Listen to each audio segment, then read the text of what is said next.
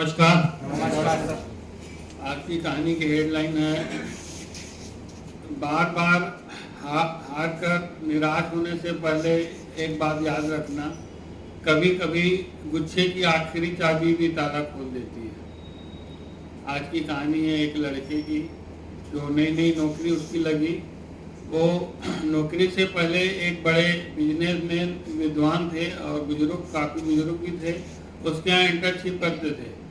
तो उन्होंने उनके पास गया, आशीर्वाद लिया, भाई गुरुजी मुझे आशीर्वाद दीजिए कि मेरी नौकरी लगी है, जो जो आपने सिखाया है मैं उसकी राह पर चलूं और मुझे हरदम गाइड करते रहिए। तो उन्होंने आशीर्वाद दिया और वो काम में चले गया। तो लगातार काम करता रहा, 2 से ढाई साल हो गया। वो अपने मेंटोर अपने गुरुजी को भूल चुका था और इधर जो उनके गुरु थे उन्होंने रिटायरमेंट ले लिया, बच्चे बड़े हो गए थे और वो घर में गार्डनिंग करने लगे।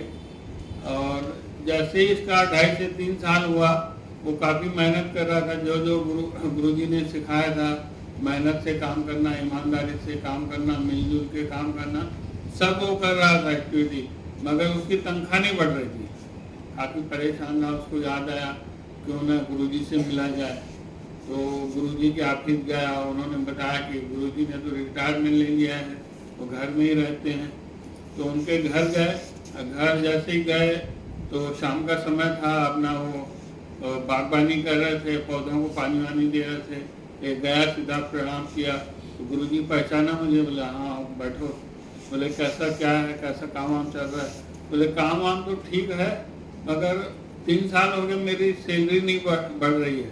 जो जो आपने बताया मैं उसी के राह पर चल रहा हूँ, मेरी सैलरी नहीं बढ़ रही है, मैं क्या करूँ? तो उन्होंने कहा ऐसा करो, एक दिन तुम छुट्टी ले लो बगैर रीजन बताए।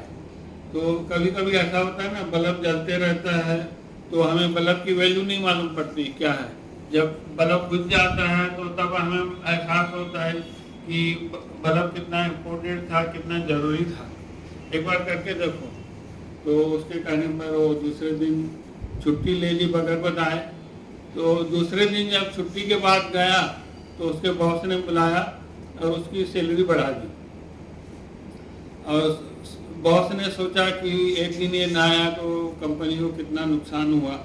और ये काफ़ी कुछ था कि मेरे जो गुरु हैं कितने विद्वान हैं, कितने ऊंचे विचार हैं, और मुझे उन्होंने जो जो बताया और मैं किया तो मेरी सैलरी बढ़ गई। तो ये काम करते रहे और इसको एक फार्मूला मिल गया। जब भी इसको कुछ समय बाद सैलरी बढ़ानी रहती तो 1 दिन 2 दिन छुट्टी कर देता।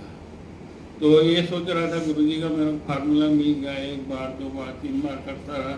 जब चौथी बार किया तो जैसे ही छुट्टी करके दूसरे दिन पहुंचा तो गार्ड ने रोक दिया।